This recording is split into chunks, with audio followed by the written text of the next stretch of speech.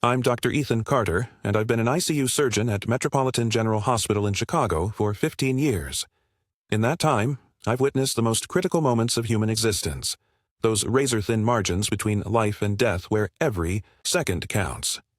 I've performed over 2,400 emergency surgeries, saved lives that were hanging by the thinnest thread, and guided families through the darkest hours of their lives. I've seen medical miracles that defy statistical probability and lost patients despite our most heroic efforts.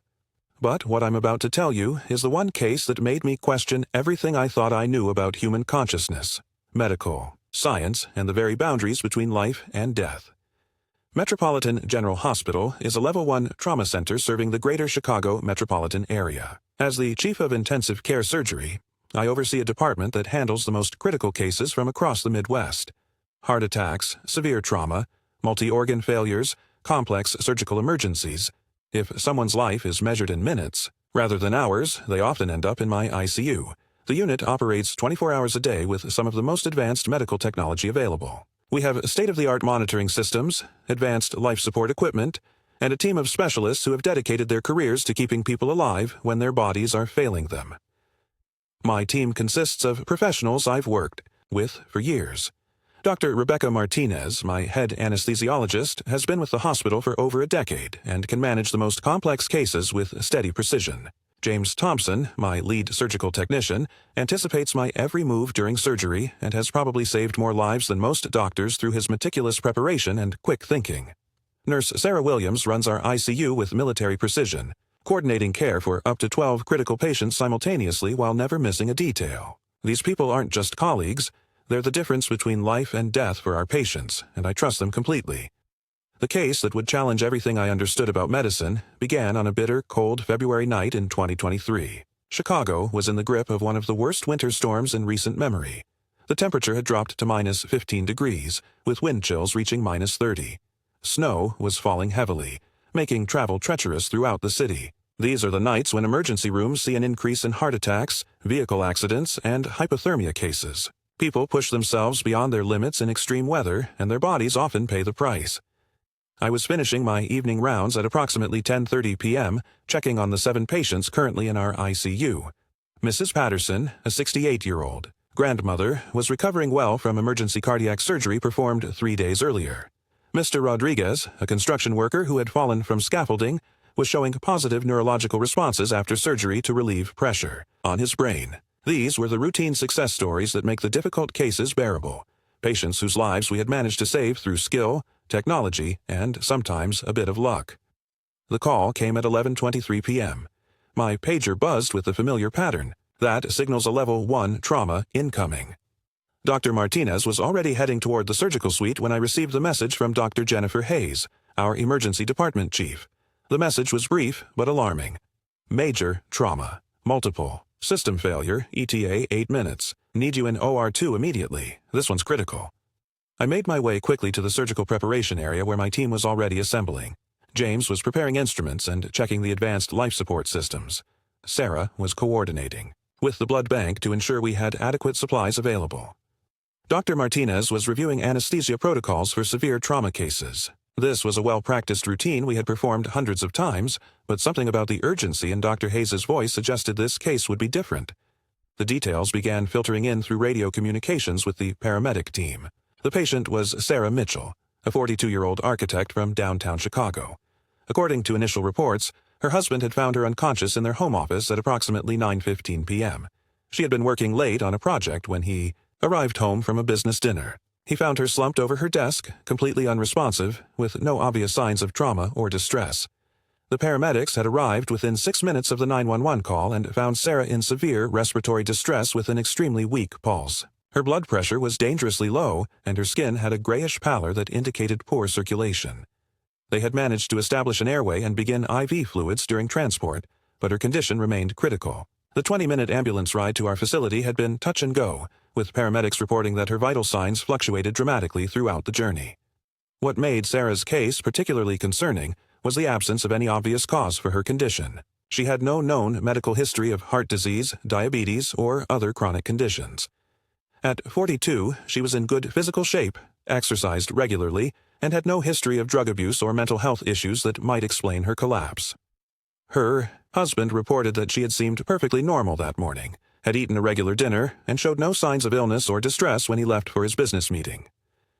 As we prepared for her arrival, I reviewed what we knew about similar cases. Sudden collapse in otherwise healthy adults can indicate several possibilities: massive heart attack, stroke, severe allergic reaction, drug overdose, or, in rare cases, conditions like sudden adult death syndrome.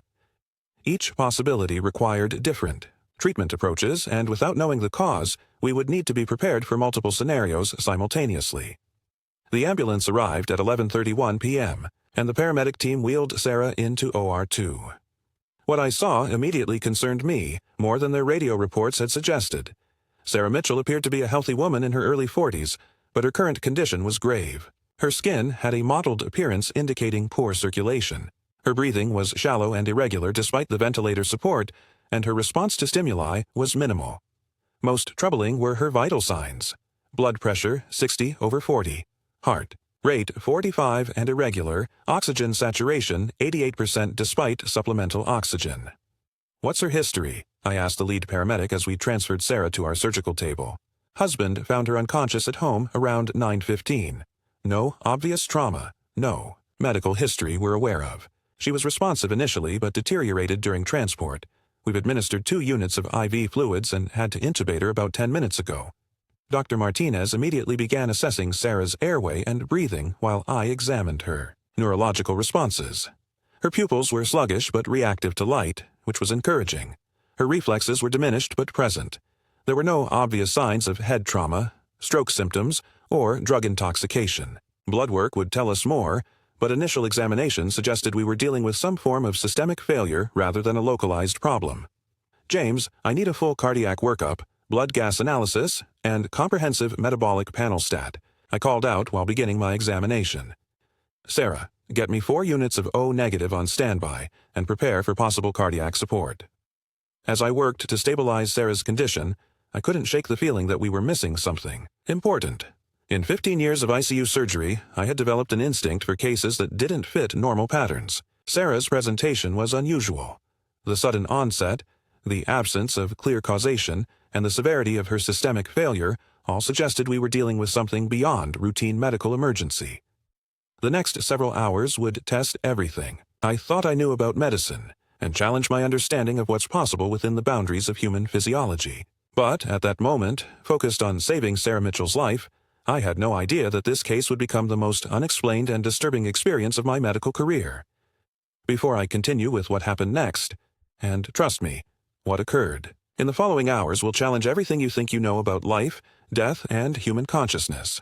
I want to ask you something. If you're fascinated by real medical mysteries that push the boundaries of scientific understanding, cases that make experienced doctors question their most fundamental assumptions, then you need to subscribe to this channel. I'll be sharing other unexplained medical phenomena that I've witnessed firsthand, cases that the medical community prefers not to discuss publicly because they challenge our current understanding of human physiology and consciousness. Hit that subscribe button, because what I'm about to tell you about Sarah Mitchell's impossible journey between life and death is just the beginning of mysteries that modern medicine cannot yet explain. The first blood work results arrived at 11:52 p.m., and they only deepened the mystery surrounding Sarah Mitchell's condition. Her white blood cell count was normal, ruling out infection. Cardiac enzymes showed no evidence of heart attack. Toxicology screens came back negative for drugs, alcohol, or known poisons. Her electrolyte levels were within normal ranges, and there were no signs of diabetic complications or kidney failure. By every measurable standard, Sarah's blood chemistry suggested a healthy 42-year-old woman. Yet, she was lying unconscious on my surgical table with failing vital signs. "This doesn't make sense," Dr. Martinez said quietly, reviewing the lab results over my shoulder. "Her numbers are almost perfect, but look at her condition." Sarah's blood pressure had continued to drop despite aggressive fluid resuscitation. We had administered vasopressors to support her circulation, but her body wasn't responding as expected. Her heart rate remained dangerously low and irregular, fluctuating between 35 and 50 beats per minute. Most concerning was her neurological status. While her pupils remained reactive, her response to pain stimuli was diminishing. I ordered an emergency CT scan of her brain and chest. The results, available within 20 minutes, showed no signs of stroke, brain hemorrhage, or pulmonary embolism. Her heart appeared structurally normal on the imaging. We were dealing with a completely healthy woman whose body was shutting down for reasons that our most advanced diagnostic tools couldn't identify. "Dr. Carter," James called from the monitoring station. "Her oxygen saturation is dropping again, down to 82% despite maximum ventilator support." I adjusted the ventilator settings and increased her oxygen concentration to 100%. Sarah's body was failing to process oxygen efficiently, but there was no apparent lung damage or blockage to explain this. It was as if her cellular metabolism was simply slowing down, like a machine gradually running out of power. At 1:15 a.m., Sarah's husband, David, arrived at the hospital. He was a tall, well-dressed man in his mid-40s who appeared to be struggling with shock and disbelief. Dr. Hayes brought him to the consultation room where I explained Sarah's condition as gently as possible. "Mr. Mitchell, your wife is in critical condition. We're doing everything we can to stabilize her, but I need to be honest with you. We haven't been able to determine what caused her collapse." David's hands trembled as he processed this information. "She was fine this morning. We had coffee together before I left for work. She was excited about a new project, talking about the blueprints she was reviewing. How does someone just collapse like this?" "Sometimes the human body experiences failures that we don't fully understand," I told him. "We're running additional tests and consulting with specialists. Is there anything else you can tell me about today? Did she mention feeling unwell? Any unusual stress or changes in her routine?" David shook his head slowly. "Nothing. She worked from home today, had a normal lunch, spoke with her sister on the phone around 3 p.m. when I left for my dinner meeting. At 6:30, she was in her office working on architectural drawings. She seemed completely normal." I returned to the ICU to find Sarah's condition had deteriorated further. Her blood pressure was now 50/30, barely sustainable for organ function. Her heart rhythm had become increasingly erratic, and despite our efforts, her oxygen levels continued to decline. "We need to consider more aggressive intervention," I told my team. "Prepare for emergency cardiac support and possible surgery." But as we prepared for the next level of intervention, Sarah's vital signs took an unexpected turn. At 2:33 a.m., her heart rate suddenly dropped to 20 beats per minute, then 15, then 10. The cardiac monitor began showing increasingly irregular patterns that I had never seen in 15 years of practice. "She's going into complete cardiac arrest," Dr. Martinez announced, though the monitor wasn't showing a typical flatline pattern. What happened next was unlike any cardiac arrest I had witnessed. Instead of the chaotic electrical activity we normally see during heart failure, Sarah's cardiac rhythm seemed to slow down gradually, like a clock winding down. Her breathing, even with ventilator support, became increasingly shallow until it stopped entirely. At 2:47 a.m., I checked for pulse myself. Nothing. Her pupils became fixed and dilated. Her skin temperature began dropping rapidly despite our warming blankets. According to every clinical standard I knew, Sarah Mitchell was dead. We had followed every protocol, administered every appropriate medication, and attempted every intervention our medical training provided.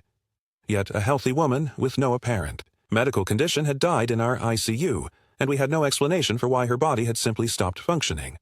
As I prepared to call the time of death, I had no idea that Sarah Mitchell's impossible journey was just beginning, and that what would happen in the next few hours would challenge everything I thought I understood about the boundary between life and death.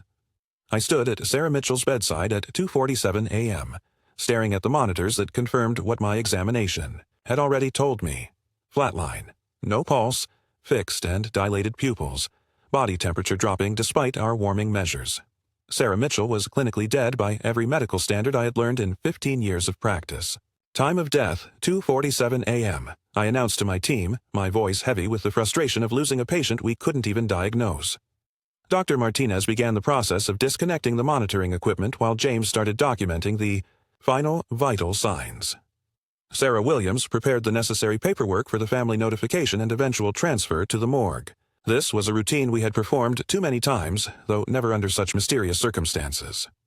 I stepped outside to speak with David Mitchell. He was pacing in the family consultation room, his face etched with the kind of worry that comes from waiting for news you desperately don't want to hear. When he saw my expression, his shoulders sagged with the weight of understanding. "I'm very sorry, Mr. Mitchell," I said gently, sitting across from him. "We did everything medically possible, but Sarah didn't make it. Her heart stopped, and despite our most aggressive efforts, we weren't able to bring her back." David's reaction was immediate and heartbreaking. He doubled over as if physically struck, his hands covering his face as the reality hit him. "How?" he whispered through his fingers. How does someone just die like this? She was healthy. She was perfectly healthy. I wish I had answers for you, I replied honestly. Sometimes the human body fails in ways we don't fully understand. What I can tell you is that she didn't suffer. The process was peaceful. After giving David time to process the news and contacting Sarah's sister as he requested, I returned to my office to begin the death certificate. This part of the job never gets easier, especially when you're documenting a death you can't explain. I was typing the preliminary cause of death as sudden cardiac arrest, etiology unknown, when James appeared in my doorway. His face was pale and his usually steady hands were visibly shaking. "Dr. Carter, you need to come to the ICU immediately. Something's wrong with Mrs. Mitchell." I looked at him with concern. "James, what do you mean? We declared her death 35 minutes ago." "Sir, the monitors. They're showing vital signs." I stared at him, certain I had misheard. "That's impossible. We disconnected the equipment." "That's just it, Dr. Carter. We never finished disconnecting everything." Sarah was still adjusting the final leads when the monitors started beeping again. Strong, regular heartbeat. Normal blood pressure. It's showing she's alive. I ran to the ICU, convinced there had been some technical malfunction with our equipment. What I found there defied every principle of medicine I had ever learned. Sarah Mitchell was sitting up in her hospital bed looking around the room with clear, alert eyes. Her skin, which had been gray and mottled 35 minutes earlier, was now pink and healthy. She was breathing normally, no longer requiring the ventilator support that had been sustaining her throughout the night. "Excuse me," she said in a perfectly coherent voice as I stood frozen in the doorway. "Could someone tell me where I am? And why do I have all these tubes attached to me?" I approached her bed slowly, my mind struggling to process what I was witnessing. This was medically impossible. I had personally verified her death. No pulse, no brain activity, body temperature dropping, and the beginning of rigor mortis. She had been dead by every clinical definition I knew. Dr. Martinez, who had rushed back to the ICU after James's call, was checking Sarah's vital signs with hands that trembled with disbelief. Blood pressure 118/75, heart rate 72 beats per minute, oxygen saturation 99% on room air, temperature 98.4 degrees Fahrenheit, all completely normal. "How long was I unconscious?" Sarah asked, sitting up further and looking remarkably alert, for someone who had been clinically dead less than an hour earlier. I struggled to find words that made sense. "Sarah, you've been unconscious since your husband found you at home. That was about 6 hours ago." She nodded thoughtfully, as if this was a reasonable explanation. I remember feeling really tired while I was working on those blueprints. Really, really tired. Like I couldn't keep my eyes open. David called 911, and there were paramedics in our house, then nothing until just now. I performed an immediate neurological assessment. Her reflexes were not just normal, they were perfect. Her memory of events leading up to her collapse was intact. Her speech was clear and coherent. Her reasoning appeared completely sound. There was absolutely no indication that she had been clinically dead for 38 minutes. "Sarah, I need to be completely honest with you about something," I said, still struggling to believe what I was witnessing. "You were declared clinically dead at 2:47 this morning. That was 38 minutes ago. Your heart had stopped completely, and you showed no brain activity." She looked at me with those clear brown eyes, processing this information with remarkable calm. "Dead? Like actually dead?" "By every medical standard I know, yes, you were clinically dead." Sarah considered this for a moment, then said simply, "But I'm here now. I feel fine. Actually, I feel better than I have in months." I couldn't argue with that logic, but I also couldn't explain what had happened. The medical impossibility of her return challenged everything I thought I understood about life, death, and human consciousness. I immediately ordered a comprehensive battery of tests: EKG, echocardiogram, complete blood panel, CT scans of Sarah's brain and chest, and an emergency MRI. If Sarah had somehow returned from clinical death, I needed to understand how and why this was medically possible. The results came back within 2 hours, and they were more disturbing than reassuring. Every test showed optimal function. Sarah's heart appeared stronger than before her collapse. Her brain scans revealed no signs of oxygen deprivation damage that should have occurred during cardiac arrest. Her blood work indicated perfect organ function across all systems. Dr. Martinez pulled me aside after reviewing the cardiac results. "Ethan, I've been practicing anesthesiology for 12 years. I've never seen heart function this good after prolonged cardiac arrest. There should be significant damage, arrhythmias, weakened pumping capacity. She shows none of that." Word of Sarah's case spread quickly through Metropolitan General. Within hours, colleagues from cardiology, neurology, and emergency medicine were requesting consultations. Dr. Robert Chen, our chief of neurology, examined Sarah extensively and found no neurological deficits whatsoever. "This challenges everything we understand about brain death," he told me privately. "After 38 minutes without circulation, there should be massive neurological damage. Memory loss, motor function problems, cognitive impairment. She's showing none of it." Sarah remained in the ICU for observation for 48 hours, during which time I spent considerable time talking with her, trying to understand what she had experienced during those 38 minutes when she was clinically dead. Her recovery was not just complete, it was extraordinary. Every vital sign had not only normalized but improved beyond her baseline. Health markers from months of previous medical records we had obtained. "Sarah, I need to ask you something, and I want you to know that whatever you tell me will be kept confidential," I said during one of our conversations on her second day. "Do you remember anything from the time you were unconscious? Anything at all from those hours when you were unresponsive?" She was quiet for a long moment, staring out the hospital window at the Chicago skyline. The morning sun was filtering through the glass, and for a moment she seemed lost in thought. Then she turned to look at me directly, her expression thoughtful, but calm. "This is going to sound impossible," she said softly. "At this point, nothing sounds impossible to me," I replied honestly. "I remember floating above the room. I could see you and your team working on me. I could see my body on that table, and I knew it was me, but I felt completely detached from it. I wasn't scared or in pain. I felt peaceful, more peaceful than I've ever felt in my life." This was consistent with near-death experiences reported in medical literature, but what made Sarah's account different was the clarity and detail of her observations. She described specific procedures we had performed, conversations between team members, and even the exact time Dr. Martinez had checked her pupil responses. "I could see David in the waiting room," she continued. "He was pacing back and forth, and I wanted so badly to tell him I was okay, that I wasn't suffering. But I couldn't communicate with him or with anyone. It was like I was there, but not there." I verified her observations against our documented timeline and the security footage from the waiting area. Every detail she described was accurate, including conversations that had taken place while she was clinically dead and couldn't have heard through normal sensory channels. "What else do you remember?" I asked, fascinated despite my scientific skepticism. "There was a light, not harsh or blinding, but warm and inviting. And I heard voices. Not voices exactly, but communication without words. I understood that I had a choice. I could move toward the light, or I could return. The strange thing was, I knew that if I chose the light, it would be final. But if I returned, I would have more time with David, more time to complete things. I hadn't finished." "What made you choose to return?" Sarah's eyes filled with tears, though her expression remained peaceful. "I heard David talking to me. The doctors had told him I was gone, but he came into the room anyway and held my hand. He was telling me about our anniversary trip we had planned for next month, about the new house design I was working on, about how he wasn't ready to say goodbye. I could feel his love, his need for me to come back, and I made the choice to return." I checked the timeline against our records. David had indeed been in Sarah's room talking to her body at approximately 3:20 a.m. The monitors had registered her first heartbeat at 3:25 a.m., exactly 5 minutes after he had begun speaking to her. "The moment I made that choice to return," Sarah continued, "I felt myself being pulled back into my body. It wasn't unpleasant, but it was definite, like being drawn by a powerful magnet. The next thing I knew, I was waking up in this bed, feeling more alive and energetic than I had in years."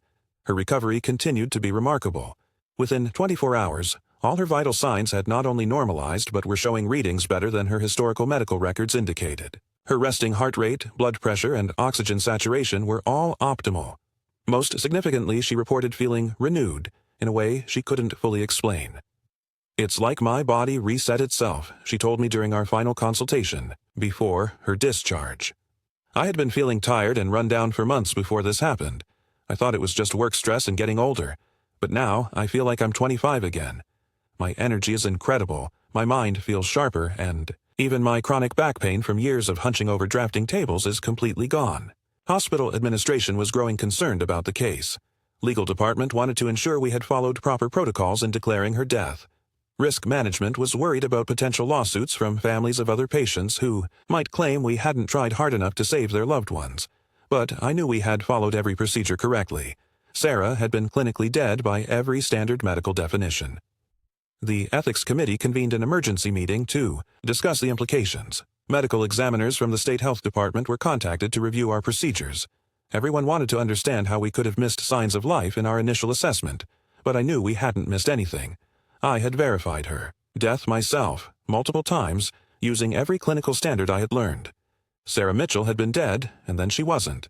The medical impossibility of her return was forcing us to question our most fundamental assumptions about consciousness, death, and the nature of human existence itself. Sarah Mitchell was discharged from Metropolitan General Hospital on February 15, 2023, exactly 72 hours after her impossible return from clinical death. Her recovery remained complete and extraordinary. Follow-up appointments at 1 week, 1 month, 3 months, and 6 months all showed the same remarkable results. Perfect health that surpassed her pre-incident baseline in every measurable way. But Sarah's case didn't end with her discharge. It became the beginning of a journey that has fundamentally changed how I approach medicine and my understanding of human consciousness. The ripple effects of that February night continued to influence my practice and my perspective on the boundaries between life and death. In the weeks following Sarah's recovery, I began receiving calls from colleagues around the country who had witnessed similar phenomena. Dr. Lisa Rodriguez from Cedars-Sinai told me about a patient who had been declared dead for 42 minutes before spontaneously returning to life. Dr. Michael Thompson from Johns Hopkins described a case where a woman had been clinically dead for 2 hours during a complex cardiac surgery, only to revive with perfect neurological function. I started researching what's known in medical literature as Lazarus syndrome, the spontaneous return of circulation after failed resuscitation attempts. While extremely rare, documented cases exist dating back to 1982, but they're often dismissed or underreported because they challenge our fundamental understanding of death and consciousness. What I discovered was both fascinating and deeply troubling. The medical literature contained references to at least 53 documented cases of spontaneous return after clinical death. Duration ranged from minutes to hours. In every case where comprehensive neurological testing was performed, patients showed no signs of brain damage despite prolonged periods without oxygen circulation.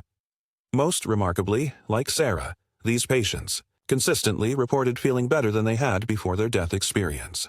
They described renewed energy, improved health markers, and a sense of spiritual or psychological transformation that lasted indefinitely. Sarah returned to her architectural practice 6 weeks after her incident. When I saw her for her 6-month follow-up, she told me something that still gives me hope about the implications of her case. "Dr. Carter, I know this experience was traumatic for you and your team. I can see it in your eyes every time we meet. But I want you to know that what happened to me wasn't just impossible. It was beautiful. Whatever exists beyond clinical death, it's not something to fear.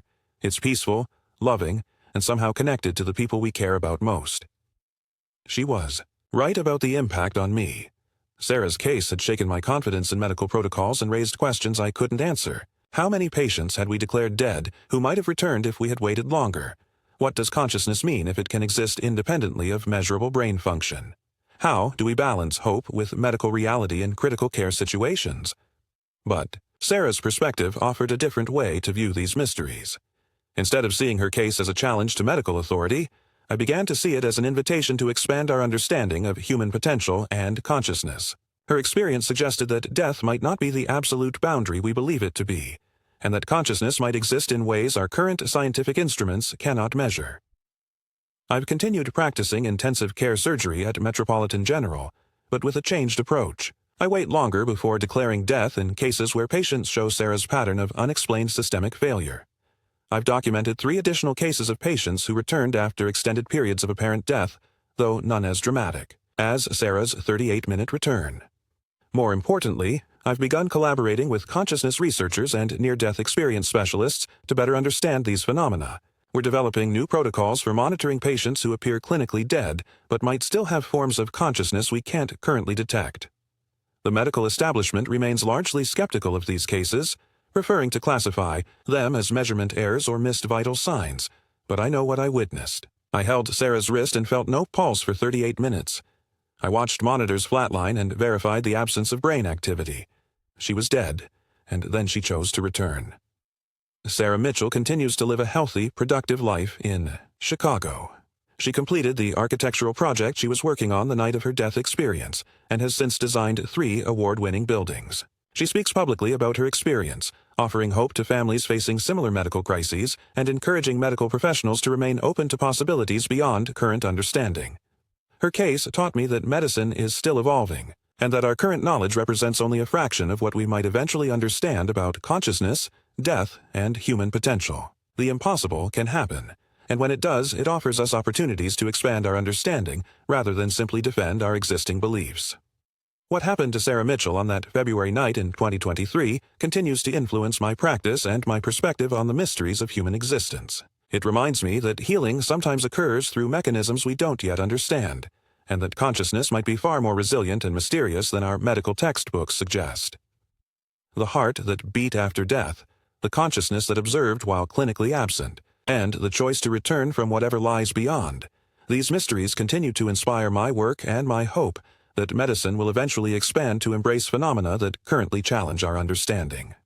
If you've been intrigued by Sarah's impossible journey and want to hear more cases that push the boundaries of medical understanding, I encourage you to subscribe to this channel. I regularly share documented medical mysteries, consciousness research updates, and cases that challenge our assumptions about life, death, and human potential. Hit that subscribe button and the notification bell, because these stories deserve to be told and discussed openly, and please share your thoughts in the comments. Have you or someone you know experienced something medically unexplainable? Do you think consciousness can exist independently of measurable brain function? These conversations are crucial for advancing our understanding of human potential and the mysteries that still exist within medicine. Some questions are too important to ignore, and some possibilities are too hopeful to dismiss. Sarah Mitchell's return from death reminds us that medicine still has profound mysteries to explore, and that hope sometimes lies in embracing the impossible rather than explaining it away.